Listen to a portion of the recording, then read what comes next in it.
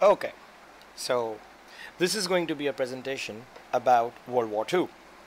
And before I start talking about the story of World War II itself, I'm going to tell you a little bit about the major events that build up to it, and more importantly, the themes that actually define it. So the major themes of World War II could be broken down in two basic categories, or rather perspectives. One is the nation's view, and the other is from the perspective of the battles. From the nation's perspective, we need to understand that there are four basic themes: that of resources, the empires that were involved, the defenses of those empires, and the alliances that they made. From the perspective of the battles, it's divided into the weaponry that was used, the importance of the terrain, which is the land where the wars were fought, the communications between those battle lines and the soldiers and the empires, and the objectives of each of those battles. So let's start with the first theme, which is the nation theme. Nation theme 1, as we just described earlier, is about the resources. So war is almost always about natural resources. And many times when a country invades another country, what is usually important is some kind of resource. That resource could be a physical resource, or it could even be just land itself. For example, if you were to look at Japan, Japan has a very small physical space. It is based on 3 islands. And therefore it doesn't have a lot of minerals or even raw materials, which is why it needs more space to let its population expand. So in the 1930s, when Japan was growing, it wanted more raw materials than what its islands naturally had. And to achieve that particular objective, it decided to invade the closest, largest land, which was also its ancient enemy, which is China. So around the same time, in Europe, Germany also had the same kind of problem. Germany needed land to expand for its own people, because in Germany the idea was that almost everyone was supposed to have farmlands, and for the German population to be able to expand, they needed more land, more spaces to live, as Hitler later on said. Furthermore, Hitler also wanted more oil, which was only available closest to Germany in Russia. So this is why these kind of problems started wars. Now, Germany was running out of oil during the war, and it was because of this oil shortage that it later decided to invade Russia. US, on the other hand, was the one country that had tremendously huge amounts of natural resources, which is also why throughout the war it continued to produce a lot of military units, weaponry, equipment, and even supplied a lot of its allies. So, nation theme number 2, which is empires. Understand that after natural resources, the most important thing is the objectives of these countries. And these objectives are related to how these countries were actually constructed. Now, most of these countries that were involved in these wars essentially were empires, so to speak. Japan, for instance, wanted more natural resources, but Japan was also wanting itself to be established like an empire, similar to the British Empire, which, as we all know, had at that point in time colonies in Africa and in several parts of the world, including us, which is the Indian subcontinent. Similarly, similar to the British Empire, the German people and the German leadership, which is of course Hitler and the Nazi Party, wanted to create an empire of their own as well, which they termed the Third Reich. Germany wanted to control as many places in Europe as possible. Hitler and the German leadership considered the German people to be superior to every other people in the Europe, and therefore wanted all of them to be subjugated and be subjects to the German Empire. Similar to this, even though they were on the other side of the war, they were the allies, the Soviet Union, or as it was called, the Union of Soviet Socialist Republics, or as we like to call it today, Russia, was also a country that wanted to have more land and wanted to expand. Even though it never called itself the Russian Empire, they still wanted their motherland to pretty much be dominant in Europe. Including in all of this was Italy, which was also a country that wanted to expand its power. More specifically, Italy wanted to control what is known as the Mediterranean region, which is all the regions of North Africa and Spain and outlying areas from those places. So all of these countries wanted to become empires. You could think of it as their way of going back to the past in a manner of speaking. Like in the earlier days, there were empires. So these countries wanted to become just as powerful and have a larger sphere of influence. So war also has a third theme, and that is related to the nation's themes of defenses. Sometimes you fight wars not to expand, but to preserve what you already have. So war isn't always about expansion. It is also to protect what we have already gained. After World War I, France had gained a lot of region from Germany after Germany's defeat in World War I. So for example, France and Britain and the US wanted to fight this war to defend what they already had. In fact, if you recall, and you might have heard about it and we'll discuss it later, the United States made sure that it never got itself involved in the war. They supplied its allies, but it never was involved in the war until the Japanese attacked Pearl Harbor. It was only after they were attacked on Pearl Harbor, which was a naval base of the US near Hawaii, and it was only after that that they decided to enter the war. Germany started World War II by invading Poland, and France and Britain, in order to prevent Germany from moving any forward, declared war on Germany.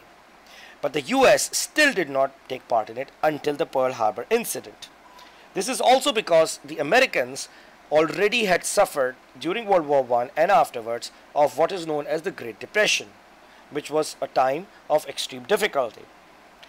Regardless, the point is, in many cases, countries do not fight wars because they want to gain ground, but rather fight wars to defend what they have. Then we come to the last theme from the nation's perspective, and that is alliances.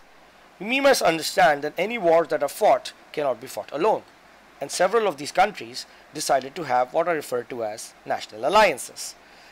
In other words, friendships with other countries. So when two countries decide to help each other out, we refer to that as an alliance. After Germany invaded and took over Austria, which was a country right beside it, Poland made a defensive alliance with Britain and France. It made sense, obviously, because if Germany was to attack Austria and take it over, it did so, then Poland would have been next, which is why Poland decided to seek the support of the closest countries that it had sharing borders with it, which was at least with France, not with Britain, of course, were Britain and France. Each of those sides, which was Britain and France, promised that if Germany were to invade them, they would help them. So when Germany invaded Poland after it had conquered Austria, Britain and France had to declare war on Germany because they had made that promise. So some alliances were made for attacking instead of defending, unlike this one. Say for instance, Italy, for example, made an alliance with Germany to get German help to invade North Africa and Greece. In other words, similar or rather dissimilar to how Poland made France and Britain promise that they would be supported if they were attacked. Unlike this, Italy asked Germany to promise to help them when they invaded North Africa and Greece. So many of these alliances, however, were just fake. They were lies. Like people make these moves for other reasons. For instance, Joseph Stalin, who was the leader of the USSR or Russia, made a pact which is known as the Non-Aggression Pact with the leader of Germany, which is Adolf Hitler. The pact said that we won't attack each other. Now understand why this was being done. They both understood that they were very powerful. They made this pact or this agreement to make sure that they don't attack each other, at least until they realize that there was no other choice. So they did this to later on divide the conquered territories between themselves. However, that's not what happened. Later on, Germany betrayed Russia and attacked them and broke this treaty or agreement, the Non-Aggression Pact, that is. But that is how war is. This is why alliances are important. Now let's look at the battle themes. So battle theme number 1 is about weaponry. Alliances matter at the level of the countries, but when we're talking about the soldiers, what matters more is the armies, and for those soldiers, the weaponry is the most important thing. When Germany broke its alliance with the Soviet Union, Russia, and started bombing, and this is an interesting aspect, Germany betrayed Russia. They were supposedly friends, or rather friends who would not attack each other, at least not help each other either, but won't attack. Germany, without a reason, at that point in time at least, attacked Russia and bombed their aeroplanes, their fighter planes. Those fighter planes were still on the ground because Russia was not expecting Germany to make such an attack. So they were already just parked in the various Russian air bases, or and they were just bombed right there and then. This gave the Germans a tremendous superiority in their air force against the Russians. They did this on purpose. We refer to this as a preemptive strike. The Soviets were obviously unprepared for this and for this war, and the Soviets were so undersupplied. They did not have supplies or weaponry. They were so undersupplied that to train the Russian soldiers, the Soviet Russian soldiers, they were forced to use potatoes because they didn't even have hand grenades to practice. So they had to use potatoes. In fact, there was a situation so horrible that oftentimes the Russians did not have enough bullets.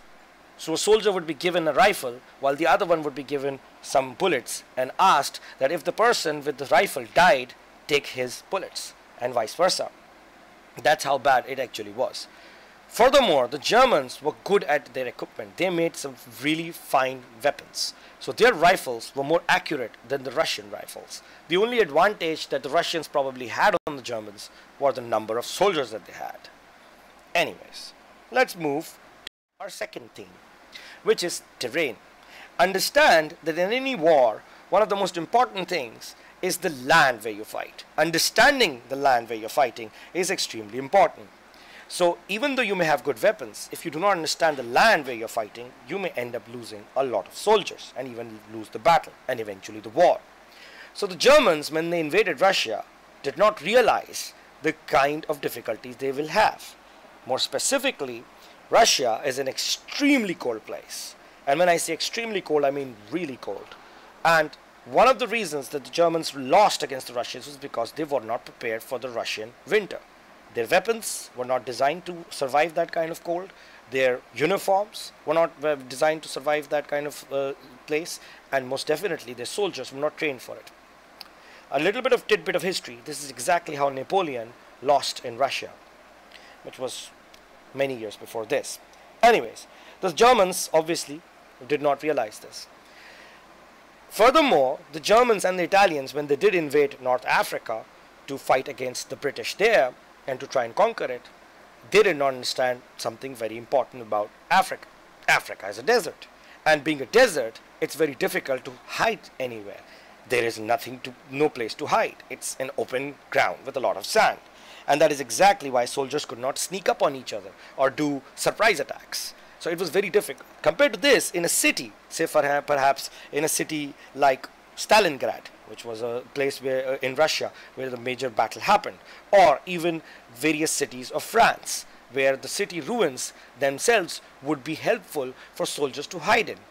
There was no way to hide in the desert. However, this was not the case in the city ruins of France. The ruins also help snipers, soldiers with rifles who sit in wait to kill different enemy soldiers with long rifles and a scope, so that they target and destroy people. Also, by fighting in narrow streets, you would limit the movement of the enemy. The enemy cannot move a tank into a narrow street. However, soldiers can move very quickly into those narrow streets and even put up bombs right beside tanks and destroy their tracks, or even bomb the crew sitting on the tank. So, and they could even use mines for that purpose. So you must understand that the place where you fight can be an extremely useful weapon in itself. In fact, a good use of the terrain, the land where you're fighting, can help you overcome a lot of disadvantages you may have in the matter of weapons, or in the matter of equipment, or even the number of soldiers. So let's move to theme number 3, which is communications or comms. Now understand that any war, the most important thing is communications. So when the Germans invaded France, they actually tricked the French into British into thinking that they were coming from another way. The Allies didn't realize, which is the British and the French and everybody else, didn't understand where the Germans would be attacking from. So if someone actually saw the Germans coming and attacking, they would have called the French and the British, and they would have actually stopped them easily, but that never happened. So the Germans used an extremely efficient communication mechanism. They talked to each one of their units of soldiers and their regiments in a very efficient manner, and they fooled the enemy into thinking that they would be attacking in a certain place where they didn't. They attacked in a different place. In fact, one of the tactics of the Germans, which was well known, is known as the lightning war, or a tactic where they use extremely fast movements. They move in an extremely fast manner and they quickly attack and invade a place. It is the speed, which is why it is called the lightning war. In German language, it is called the blitzkrieg, or the lightning attack. So it is because of this good communication that they were able to invade and conquer France within a matter of 6 weeks. Secure communications are essential. So on the other hand, later on, it was the British and the Americans together who were able to break the codes that the Germans used to use to communicate with each other. And it was that breaking of the code that eventually led to the creation, in many later years, the creation of the modern computers, as we like to call them. That person involved with that was a man named Alan Turing. Anyways, let's look at battle theme number 4, which is about objectives. So objectives are of course very important because those are what you want to achieve, and it is the communications that reach the commanders in the headquarters for them to understand what is going on. So individual groups of soldiers only know what to do in a small area. They don't understand the bigger picture. They don't know the larger detail. So they need different commanders to tell them what is exactly it is that they are supposed to do. Soldiers often have a lot of objectives. They're given assignments to do, but they don't understand why they're doing them.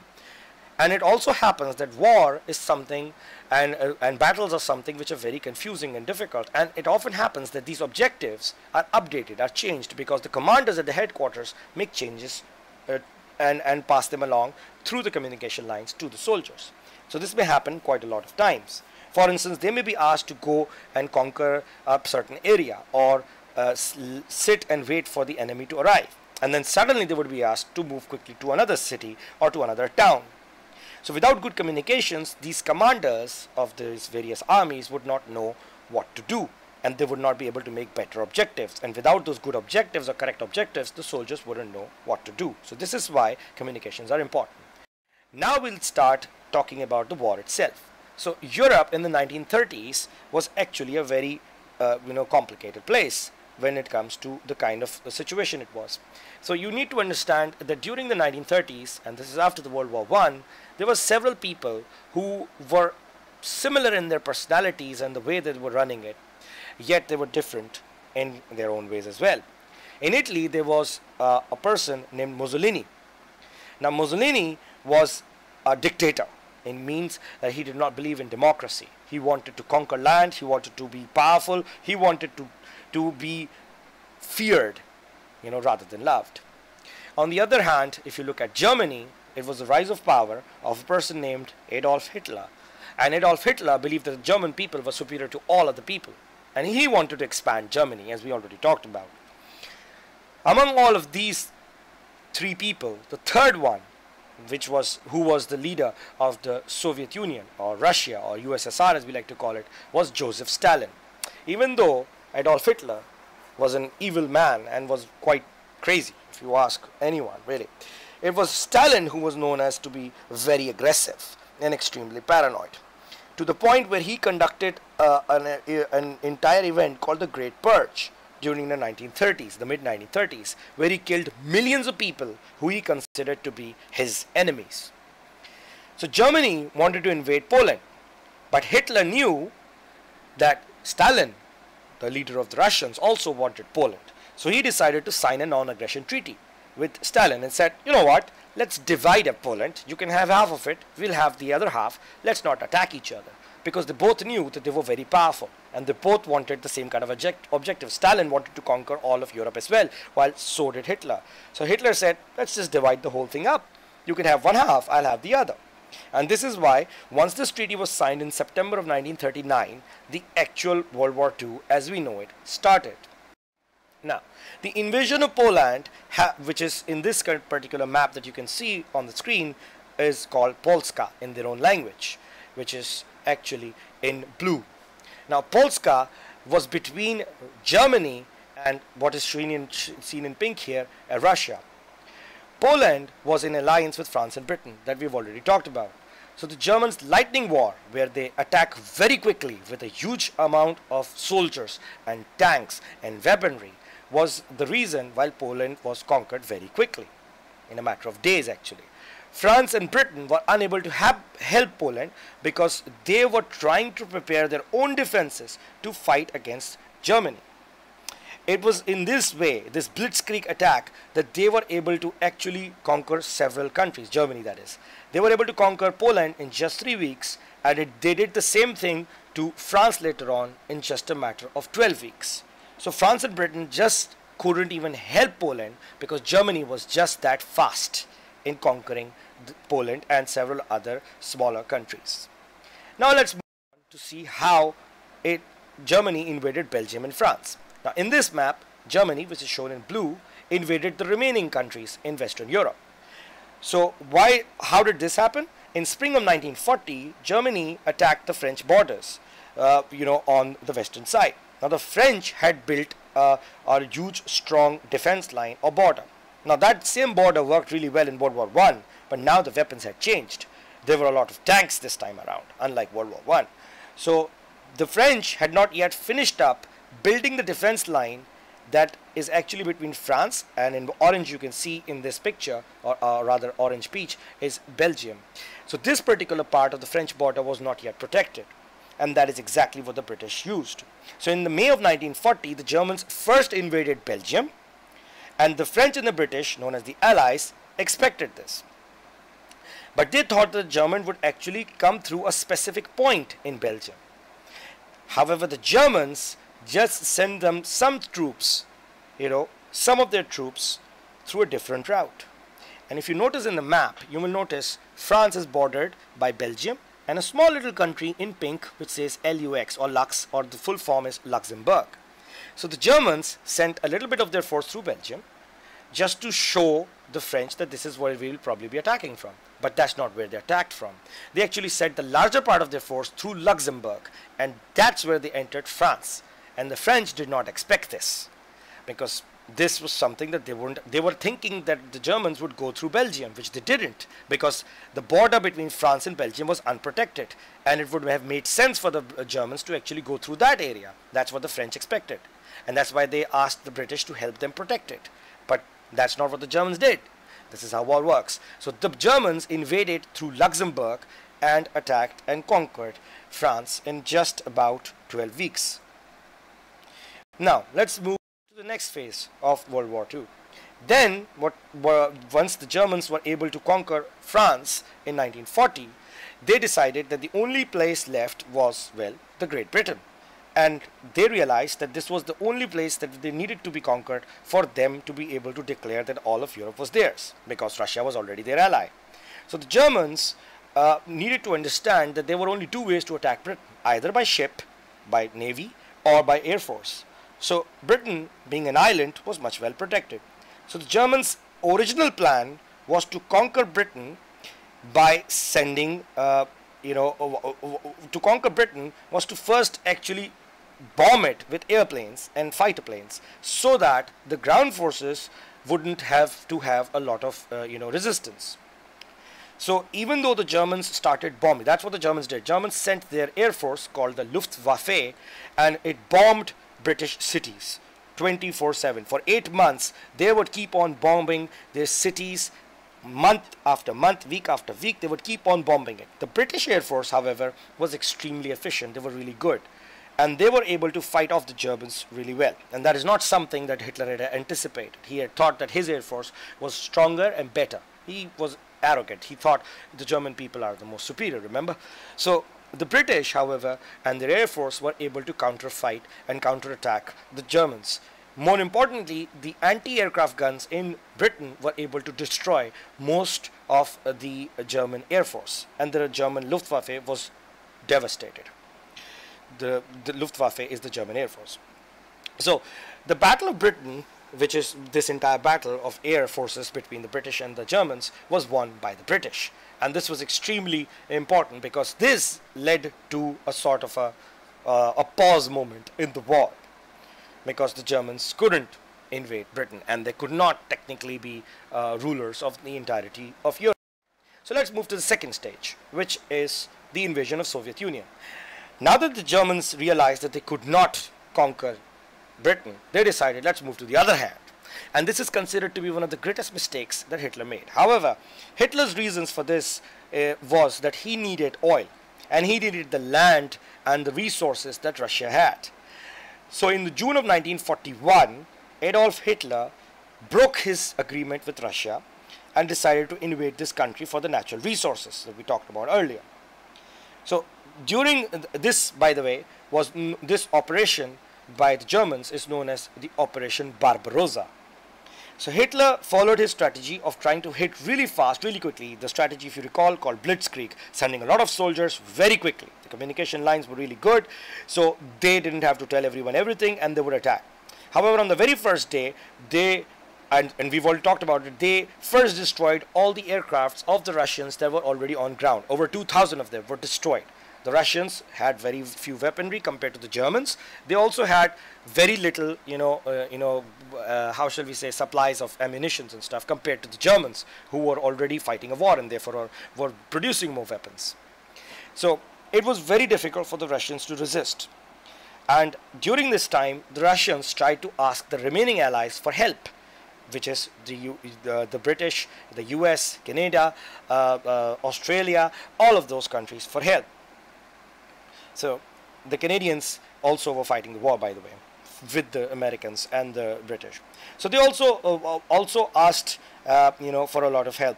The Russians, that is, they asked for a lot of help. So they first tried to break the codes, which we've talked about earlier, so they could understand what is going on. However, this entire invasion of Russia was extremely difficult for the Russians to resist. However, the Russians used a policy that they've used in earlier history as well. They kept moving backwards. Now, Russia has one great weapon, which is their winters. It's an extremely cold country, so many of the invaders in Russia have suffered because of that cold. And that's what they kept doing. They kept moving backwards while the Germans got stuck in the extremely cold weather of Russia. We'll come back to this later. Let's move to the other phase of the war.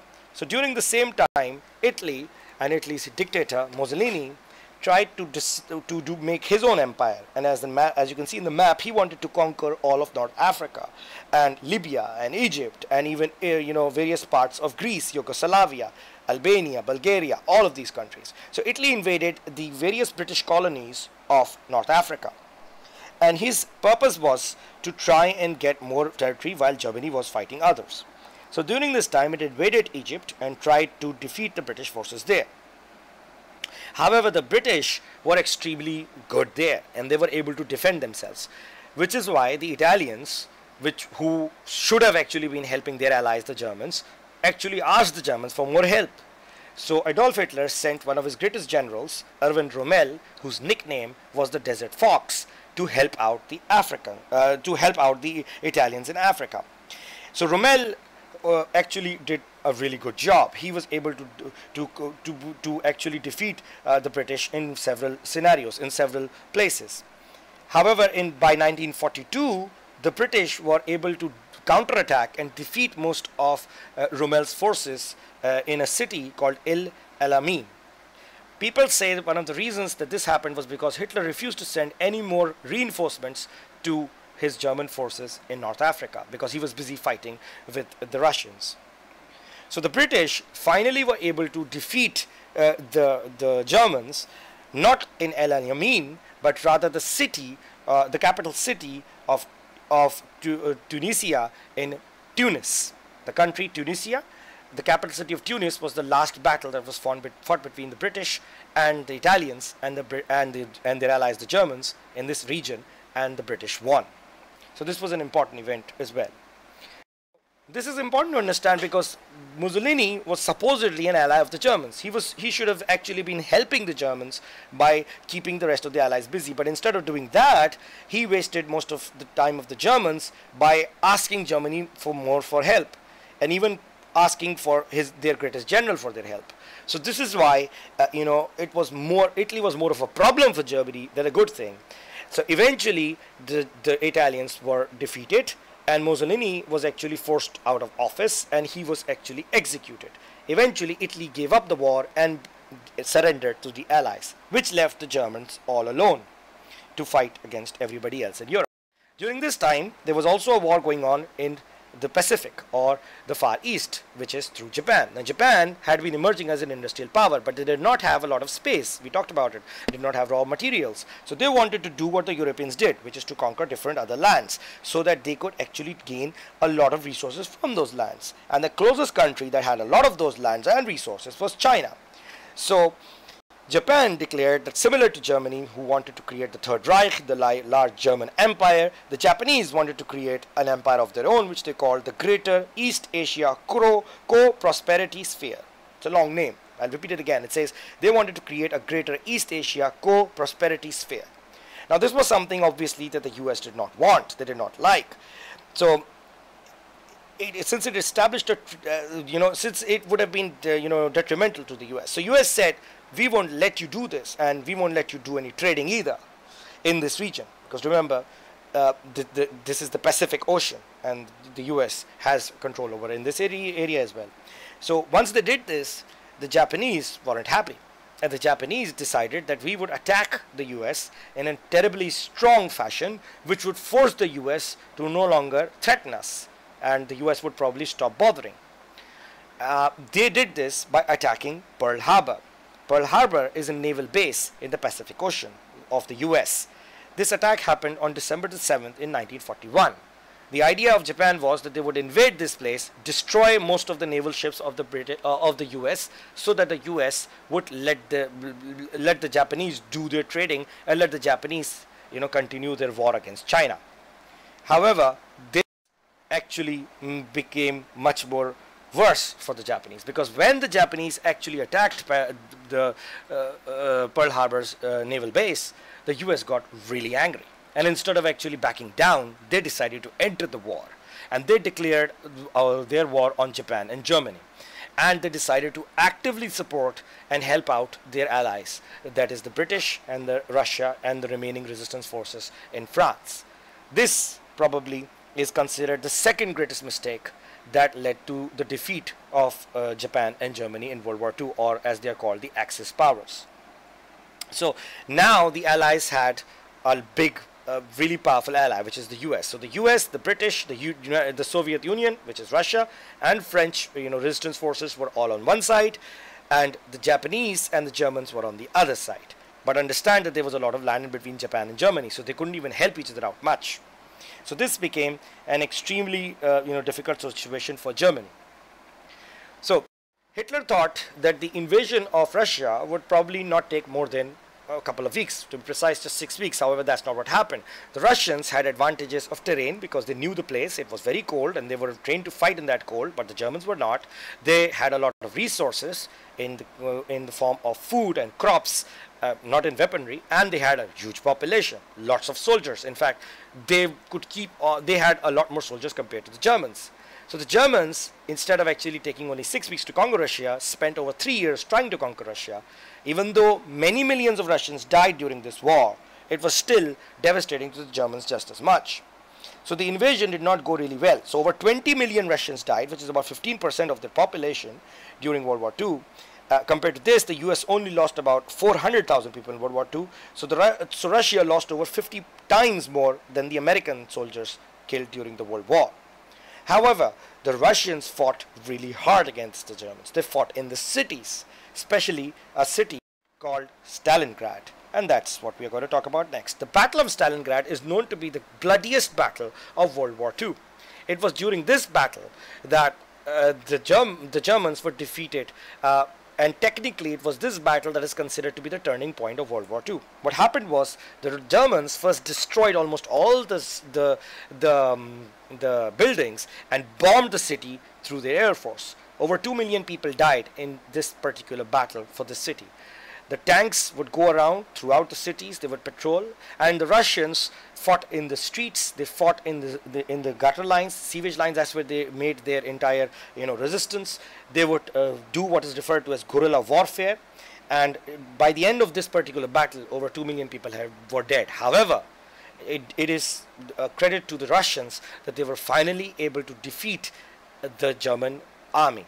But they didn't do it alone. They did it because during this same time, the Germans had to be busy on the other front, because now America has started supporting Britain, and they attacked from the western side. They invaded France to free it, and the Germans were now divided. They were now divided between two different fronts. They had to fight the Russians on the eastern front, and they had to fight the Americans and the British on the western front. So Germany was, what you would say, overstretched, fighting two different battles on two different sides. So it was difficult for them to move the planes and the tanks and troops all over the place. First going to Africa, then going to the east, trying to fight Russians, and then moving to the west. This all required a lot of oil, and they were unable to secure all that oil in Russia, which is what they were planning. The German Air Force had already been devastated, and because without this oil, they were unable to fly anymore. So Germany was facing a tremendous resource, scarcity of oil. They couldn't really do much. This then became even worse when the Allies decided to actually attack and invade Europe to free it from the Germans. This particular attack, which is known as Operation Overlord, started on 6th of June in 1944. Before this, the Americans sent their troops to Britain, where they were trained, and on the night of the 6th of June 1944, they sent them by parachute, which is known as the world's largest attack through parachute troopers, and were the first one as well. These troopers were sent on a beach of France called Normandy, where they would actually destroy the guns that the Germans had already placed. Remember Erwin Rommel, the Desert Fox? He was the commanding officer of this defense line. He was the German commanding officer. So those cannons would then be destroyed by those parachute troopers. And then later on, in the morning of 6th of June, the Navy would then send their soldiers to the beach. This day is considered to be the bloodiest day of human history. This is also called the D-Day or Doomsday, where they finally fought and millions died. And they fought, and they were able to defeat the Germans. And this is where the invasion of Europe began. And the Allies started pushing back the Germans and retaking the lands that were already conquered by Germans. So they started conquering and freeing the various cities of France, one after another. During this time, in the Pacific, the Allies, the Americans, had started fighting their wars against the Japanese. And even though the Japanese had been successful at this point, now the Americans were conquering one island after another that had been conquered by Japan. There were several islands of Indonesia that had been conquered by Japan. So one after another, the Allies, more specifically the Americans and the Australians, together started defeating them. During this time, the Americans were working on a secret weapon called the atomic bomb, or the Manhattan, which was known as the Manhattan Project. Albert Einstein was involved in this project. And once they were able to create this weapon, they actually dropped the two bombs in August of 1945 in Japan, which destroyed them. However, this bomb was not ready to be thrown on Germany earlier, which is why they were unable to do so. So remember, when we're talking about it, that it was the invasion of the Americans that eventually led to conquering and freeing France, and it was the dropping of the bombs in Japan that finally stopped the war. It was during this time that Adolf Hitler, once he started seeing that every city was being lost in Europe one after another, because the Americans had now started attacking from the west while the Russians were attacking from the east, that he finally committed suicide in April of 1945. And it was the Russians who finally conquered the city of Berlin, which is the capital city of Germany.